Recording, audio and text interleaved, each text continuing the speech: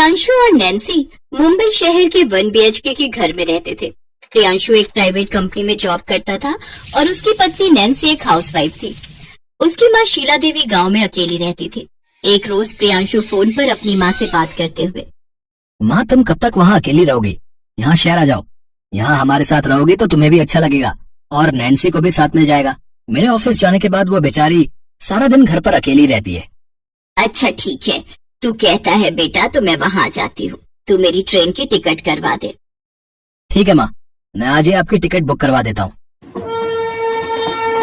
शीला मुंबई आ जाती है। उसकी मॉडर्न बहू नैन्सी जीन्स टॉप पहने और शॉर्ट हेयर के साथ पानी लेकर अपनी सास के पास आती है और उनके पैर छूती है।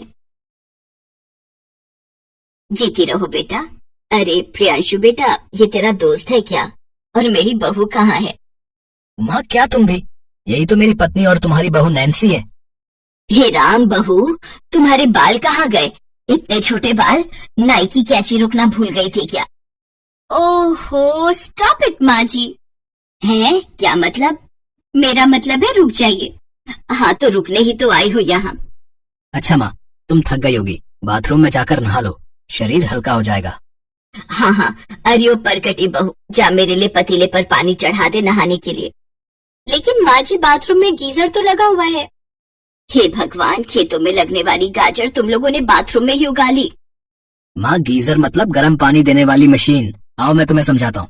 प्रियांशु अपनी माँ को बाथरूम में ले जाता है और उसे गीजर के बारे में समझाता है। नहाने के बाद शीला खाना खाती है और हॉल में लगे बिस्तर पर सो जाती है। अगले दिन सुबह शीला जोर जोर से चिल्लाते हुए अपनी बहू को आवाज देती है, अरे बहू, ओ परकटी बहू। क्या हुआ माँ जी? अरे बहू, मुझे बहुत जोर की लगी है, जरा बता दो पेट हल्का करने के लिए कहाँ जाऊँ? नैन्सी उसे अपने साथ बाथरूम में ले जाती है, जहाँ इंग्लिश पॉट देखकर शीला नैन्सी से कहती है, एक कुर्सी, इस पे बैठना है। राम राम, कैसा कलयुग आ गया है, अब कुर्सी पर बैठकर पेट सफा करना होगा। माँ जी मैं आपको समझा देती हूँ इसे कैसे यूज करना है। नैन्सी अपनी सास को फ्लैश ऑन करने के बारे में बताती है। शीला पूरे 1 घंटे बाद फ्रेश होकर बाहर आती है। ओहो माँ, कितना टाइम लगा दिया, अब मुझे नहाने दो, मुझे ऑफिस के लिए लेट हो रहा है। शीला के बाहर निकलते ही प्रियांशु बाथरूम में नहाने चला जाता है, जिससे नैन्सी को फ्रेश होने का मौका ही नहीं मिलता। प्रियांशु के निकलने के बाद जैसे ही नैन्सी बाथरूम में जाने लगती है, तभी शीला अपना तौलिया लिए बाथरूम की ओर आ जाती है। अरे बहू कहाँ जा रही है? चल हट आगे से, मुझे नहा धोकर पूजा पाठ करना है, मुझे देर हो रही है। लेकिन माँ जी मुझे फ्रेश होने जाना है। अरे पर्श वर्श तो बाद में कर लियो, पहले मुझे नहाने दे। शीला अपनी बहू को पीछे धकेलते हुए बाथरूम का दरवाजा बंद कर लेती है। बेचारी नैन्सी फिर से अपना पेट पकड़े वहीं खड़ी रहती है।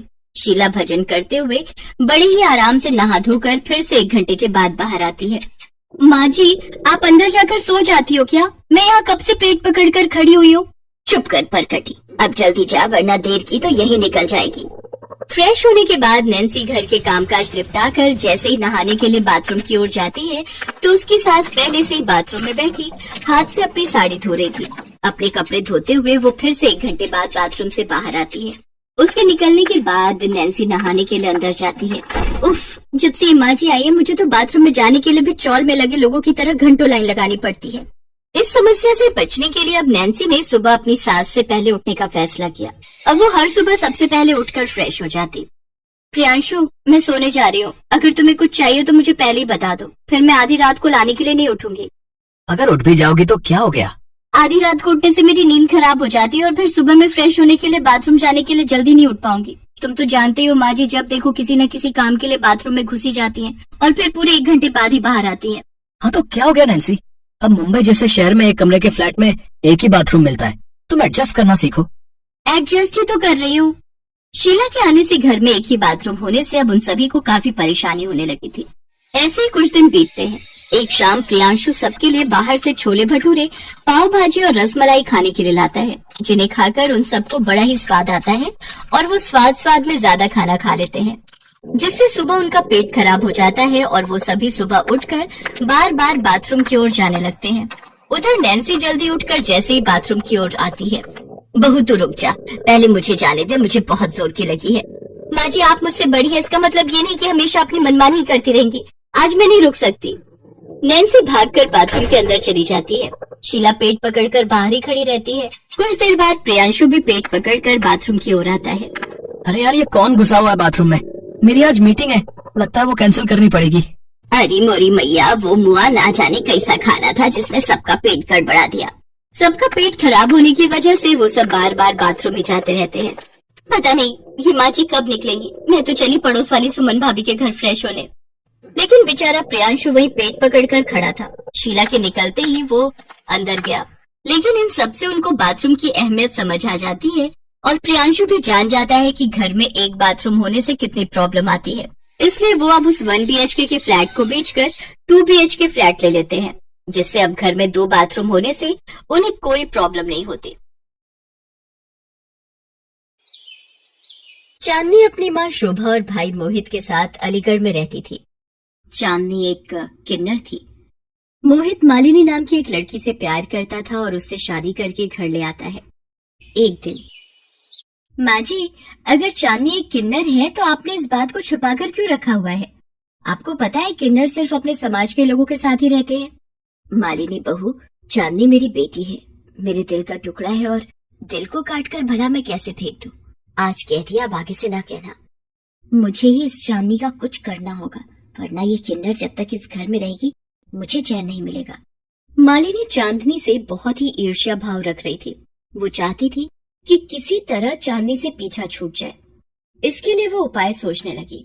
एक दिन, मोहित, ये बात तुम भी जानते हो, कल हमारे भी बच्चे होंगे और एक किन्नर हमारे घर का हिस्सा बनकर रहेगी तो हमारे आने वाले कल पर भी बुरा असर होगा। मैं सोच रही हूँ अगर हम चांदनी की शादी कर दे तो हमारी परेशानी खत्म हो जाएगी और चांदनी के रूप में ये मुसीबत भी इस घर से चली जाएगी। पर चांदनी से शादी करेगा कौन? कोई भी लड़का एक किन्नर से शादी के लिए कभी हाँ नहीं करेगा। है एक लड़का मेरी नजर में, पर दोनों पैर से अपाहिज है। एक एक्सीडेंट में उसकी दोनों टांगे खराब हो गई थी। पर एक अपाहिज के साथ माँ इस रिश्ते को नहीं मानेंगी। तो उनकी बेटी भी तो किन्नर है। कोई भला लड़का पूरी जिंदगी नहीं मिलने वाला। अब चांदनी की शादी इसी लड़के से होगी, वरना मैं इस किन्नर को अपने घर में नहीं रखूंगी। शोभा ये सब सुन लेती है और रोने लगती है। मोहित, तू अपनी बहन की शादी एक अपाहिज लड़के से कर देगा? माँ, तो मैं भी क्या करूँ? मेरा अपना भी परिवार है। मालिनी ने लड़का देख लिया है, अब बस चांदनी की शादी कर दो। माँ, मैं इस शादी के लिए तैयार हूँ, तुम अपने आप को कष्ट मत दो। मोहित भैया, मालिनी भाभी, आप मेरी तरफ से हाँ कर दो। बेचारी चांदनी एक अपाहिज लड़के से शादी के लिए तैयार हो जाती है और चांदनी की शादी विनोद नाम के एक अपाहिज लड़के से हो जाती है, जिसे चांदनी ने पहले कभी नहीं देखा था और ना ही विनोद ने चांदनी को कभी देखा था। शादी के बाद चांदनी घूंघट में घबराई और सहमी हुई ससुराल में गृह प्रवेश करती है। उसके बाद उसकी सास चांदनी का घूंघट हटाती है। वो चांदनी का चेहरा देख बहुत शौक हो जाती है। अरे, तू तो एक किन्नर है, तेरी भाभी ने हमसे इतना बड़ा झूठ बोला। हे राम, इतना बड़ा धोखा, हमारे घर में किन्नर बहू आ गई। चांदनी की भाभी ने चांदनी की सास जानकी और विनोद से उसके किन्नर होने की बात छुपाई थी। जानकी चांदनी की सच्चाई जानकर बेहोश हो जाती है। तुम्हारी वजह से अगर मेरी माँ को कुछ हो गया चांदनी, तो मैं तुम्हें कभी माफ नहीं करूंगा। तुम एक किन्नर हो, इतना बड़ा विश्वासघात। माँ जी आंखें खोलिए। चांदनी जानकी के मुंह पर पानी की बूंदें छिड़कती है। जानकी होश में आ जाती है। अरे भगवान, हमारी तो किस्मत ही फूट गई, एक किन्नर को ब्याह लाए हम। माँ, मुझे अपाहिज के साथ जिंदगी भी ये क्या नया खेल खेल रही है? मुझे बिल्कुल पता नहीं था कि मालिनी भाभी ने आप लोगों से ये बात छुपाई है। माँ, अब हम कुछ नहीं कर सकते। इन लोगों ने धोखे से ये शादी करवा दी, हमें फंसाया गया है। माँ, चांदनी ये सब देखकर बहुत दुखी होती है। वो फोन पर माँ को सारी बात बताती है। मालिनी की वजह से आज तुम्हें ये दुख देखने पड़ रहे हैं चांदनी, पर तू हिम्मत मत हार। आज तक तूने बहुत संघर्ष किया है। मुझे पता है तू अपने स्वभाव से इन सबका दिल जीत लेगी। चांदनी चाहती थी कि विनोद की देखभाल कर पाए, पर जानकी और विनोद चांदनी से बात ही नहीं करते थे। माँ जी, मैं रसोई में कुछ मदद करूँ आपकी? आप अकेले इतना काम करते हो। कोई जरूरत नहीं है कुछ भी हाथ लगाने की। एक किन्नर के हाथ का भोजन नहीं करना हमें, समझी? चांदनी रोते हुए अपने कमरे में चली जाती है। एक दिन, माँ, गांव की जमीन बेचकर भी जो पैसे मिले थे धीरे धीरे सब खत्म हो रहे हैं। किस्मत ने मुझे अपाहिज बना दिया है। कहाँ से आगे का गुजारा होगा समझ नहीं आ रहा। विनोद तू परेशान मत हो, मैं कोई काम ढूंढ लेती हूँ जिससे थोड़ा सहारा तो मिलेगा। माँ तुम इस उम्र में काम ढूंढोगी? नहीं माँ, मैं तुम्हें इस उम्र में काम नहीं करने दूंगा। काश मेरे पास अपने इलाज के लिए पैसे होते तो मैं ये दिन तुम्हें ना देखने देता। चांदनी ये सब सुन लेती है और वो मन ही मन सोचती है, मुझे विनोद का इलाज करवाने के लिए पैसे जोड़ने ही होंगे, मुझे मेहनत करनी होगी। ये सब सोचकर चांदनी घर से काम ढूंढने निकलती है। चांदनी को देखकर लोग उसे किन्नर समझकर बातें बनाने लगते हैं। चांदनी जगह जगह काम ढूंढने लगी। भैया कोई काम मिलेगा, बहुत मेहरबानी होगी। अरे तुम तो किन्नर हो, चलो यहाँ से आगे बढ़ो, कोई भीख नहीं मिलेगी। ये लोग तो मुझे मांगने वाली समझ रही हैं। मैं क्या करूं? भगवान, मेरे किन्नर होने पर ये लोग मुझे नफरत भरी निगाहों से देख रहे हैं। मेरी मदद करो भगवान। मम्मी, मुझे मम्मी के पास जाना है। Mummy, mummy. अरे गुड़िया, क्या हुआ? तुम रो क्यों रही हो? चुप हो जाओ, तुम्हारी मम्मी कहाँ है? सड़क पर छोटी बच्ची लगातार रो रही थी। चांदनी ने बच्ची को गोदी में उठा लिया और आसपास उसकी मम्मी को ढूंढने लगी, पर जब कोई नहीं मिला, चांदनी बच्ची को उठाकर नजदीक के पुलिस स्टेशन पहुंची। इंस्पेक्टर साहब, ये बच्ची सड़क पर रोती हुई मिली है, घबराहट की वजह से कुछ भी नहीं बोल रही है। एक बार आप देख लेते, शायद कुछ बता दे। ये महिला तो किन्नर दिखाई पड़ती है जी। तो ये आपको सड़क पर रोती हुई मिली है क्या? क्या नाम है बेटा आपका? पिंकी। आपकी मम्मी का फोन नंबर याद है आपको बेटा? Mummy, mummy. बच्ची घबराई हुई है, देखते हैं, थोड़ी देर इंतजार करते हैं, शायद कोई पूछने आ जाए। इतनी देर में एक औरत रोती हुई आ जाती है। इंस्पेक्टर साहब, मेरी बच्ची, मेरी पिंकी कहीं गुम हो गई है। मेरा ध्यान दुकान से सामान खरीदने में था, पता नहीं कब उसने हाथ छुड़ा लिया। वो रही आपकी पिंकी, उन मैडम की गोद में। मम्मा, मम्मा। मेरी बच्ची, मेरी पिंकी, आज तो गायब क्या हुई? मेरी तो सांसें ही रुक गई। मेरी गुड़िया, कहाँ हाथ छुड़ा कर निकल गई थी तुम मेरे बच्चे? ये सड़क पर रो रही थी, तभी मेरी नजर पड़ गई। आपके बिना घबरा गई थी ये तो भला हो इन मैडम का कि आपकी पिंकी को इन्होंने संभाल लिया, वरना आजकल तो बच्चा चोर को मिनट नहीं लगता बच्चा उठाने में। आपका बहुत बहुत शुक्रिया, आपकी वजह से आज मेरी पिंकी सही सलामत है। उस औरत का नाम विशाखा था। वो चांदनी से पूछती है, किन्नर स्वभाव के बहुत अच्छे होते हैं, ये आज आपने साबित कर दिया। आप यहीं रहते हो क्या चांदनी? चांदनी रो पड़ती है और विशाखा को अपनी सारी कहानी सुनाती है। मैं चाहती हूँ बस मेरे पति ठीक हो जाए, इसलिए मैं मेहनत करके उनके पैरों का ऑपरेशन करवाना चाहती हूँ, इसलिए काम ढूंढने निकली थी। चांदनी, यदि तुम चाहो तो मैं टिफिन सर्विस चलाती हूँ, तुम उस काम में मेरी मदद करके पैसे जोड़ सकती हो। विशाखा जी, आप मेरे हाथों से खाना पर। क्यों? तुम भी तो एक इंसान हो चांदनी, इतना मत सोचो, आगे बढ़ो और मेहनत करके अपने पति की सहायता करो। तुमने मुझ पर इतना बड़ा एहसान किया है, मैं भी तुम्हारे लिए कुछ करना चाहती हूँ। अब चांदनी रोजाना विशाखा की टिफिन सर्विस के काम में मदद किया करती थी और विनोद के ऑपरेशन के लिए पैसे भी जोड़ने लगी थी। एक दिन, विनोद, ये रोजाना चांदनी कहाँ जाती है? कहीं कुछ गलत राह तो नहीं पकड़ ली इसने?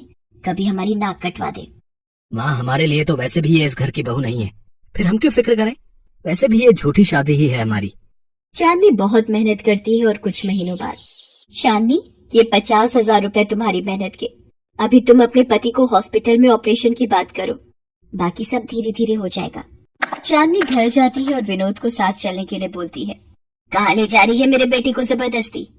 माँ जी, अभी मेरे पास कोई जवाब नहीं है। विनोद सुनिए, प्लीज आप मेरे साथ चलिए। चांदनी विनोद को लेकर हॉस्पिटल पहुंचती है। डॉक्टर विनोद का चेकअप करता है। इनके पैर ठीक हो जाएंगे, बस एक ऑपरेशन करना होगा अगले हफ्ते। आप पैसों की चिंता मत कीजिए। तभी विशाखा भी आ जाती है। जानकी जी, आपकी बहू बहुत मेहनती है, इसने दिन रात एक करके टिफिन सर्विस से पैसे कमाए हैं ताकि आपके बेटे का ऑपरेशन करवा सके। ये सब सुनकर जानकी और विनोद बहुत दुखी होते हैं कि वो चांदनी के बारे में कितना गलत सोच रहे थे। कुछ दिनों बाद विनोद ठीक हो जाता है और फिर से काम करने लगता है। एक दिन, माँ जी, अब मेरा कर्तव्य पूरा हो गया, अब मुझे आज्ञा दीजिए। मैं नहीं चाहती कि मुझ किन्नर का साया भी आप लोगों के पास मंडराए। नहीं बहू, तुम इस घर की लक्ष्मी हो, तुम्हारी वजह से ही विनोद ठीक हुआ है बहू। चांदनी, क्या इसीलिए साथ फेरे लिए थे और सारी उम्र साथ निभाने का वादा किया था कि एक दिन मुझे छोड़कर चली जाओ? नहीं विनोद जी, नहीं, माँ जी, मैं भी आप लोगों के बिना नहीं रह सकती। उस दिन के बाद जानकी ने चांदनी को बहू का दर्जा दे दिया। विनोद भी उसे अब अपनी पत्नी मान चुका था। पूरे समाज के सामने जानकी और विनोद ने चांदनी को अपने घर के सदस्य माना। ये बात जब चांदनी की माँ को पता चली तो वो भी बहुत खुश थी।